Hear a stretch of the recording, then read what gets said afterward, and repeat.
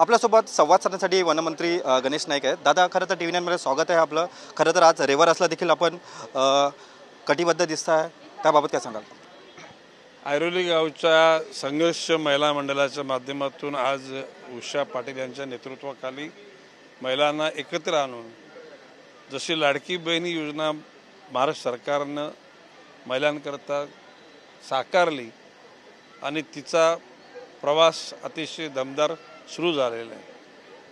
आता महापालिकेच्या समाज कल्याण अधिकाऱ्याला मी ऐरोलीच्या ह्या आपल्या सगळ्या महिला प्रमुख कार्यकर्त्यांच्या बरोबर केंद्र सरकार, राज्य सरकार आणि स्थानिक स्वराज्य संस्थेच्या माध्यमातून महिलांचं सबलीकरण करण्याकरता काय काय योजना आहेत त्याबद्दल नुसता कागदावर त्या ठिकाणी चर्चा न करता व्यवहारामध्ये त्याला एक स्वरूप प्राप्त होण्याकरता सुरुवात करण्यासाठी आनंद सुतार आणि उषा पाटील यांना मी निश्चितपणे सांगितलेलं आहे आणि ते साकार करण्याकरता पूर्ण ताकद त्यांच्या पाठीमागे उभी करणार आहे। आता आपण जनता दरबार भरवलेला, त्यामध्ये देखील महिलांचा मोठा सहभाग पाहायला मिळाला।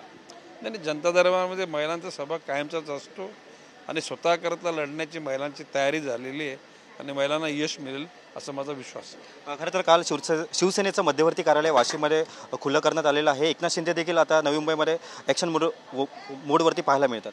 नाही, काय हरकत आहे, प्रत्येकाने काम केलं पाहिजे, प्रत्येकाने आपले विचार पुढे पुढे नेले पाहिजेत। धन्यवाद। हे होते आपल्यासोबत वनमंत्री गणेश नाईक। प्रत्येकाने काम केलं पाहिजे आणि प्रत्येकाने पुढे गेले पाहिजे अशी जी प्रतिक्रिया आहे ती वनमंत्री गणेश नाईक यांनी सध्या व्यक्त केलेली आहे। व्हिडिओ जर्नलिस्ट रवी सागरकरसह मी रवी खरात, TV9 मराठी, नवी मुंबई।